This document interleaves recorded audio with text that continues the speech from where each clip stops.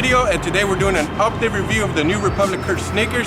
So it's been over a year since I first got the sneakers, and at first I was pretty skeptical because I wasn't sure if it was going to be exactly like your typical white sneaker that you get like in Banana Republic, The Gap, and H&M.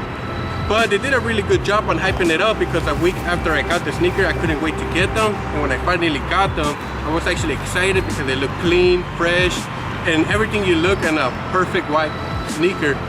Although I did got my monthly subscription from the Menlo Club, I was planning on pausing it for that month, but like I said, they did a really good job on hyping it. So when I finally got them and tried them on, I actually fell in love with it. This is one of my go-to sneakers that I use because you go match them up with anything, they go with anything. And if you see my Instagram, 50% of my pictures, I'm actually rocking the Kurt sneakers. So the reason why you're here is because you want to see how they stood up to the test of time. And let me tell you, they've been doing so good.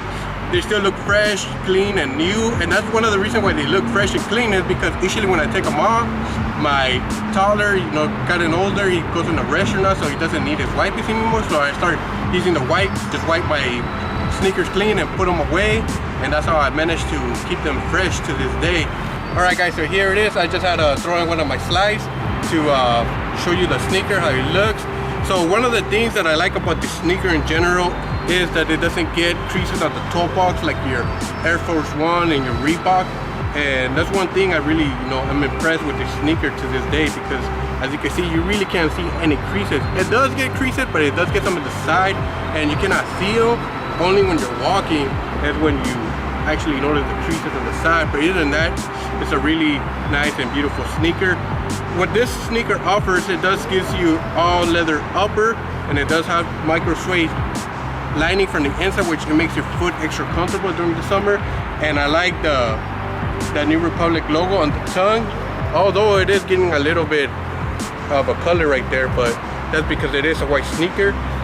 And it does 100% cotton laces, and it has this reinforcement stitching on the outsole so it won't tear apart. But yeah, guys, this is pretty much it. This is what the sneaker offers. And if you were wondering if it stood up to the test of time, it did.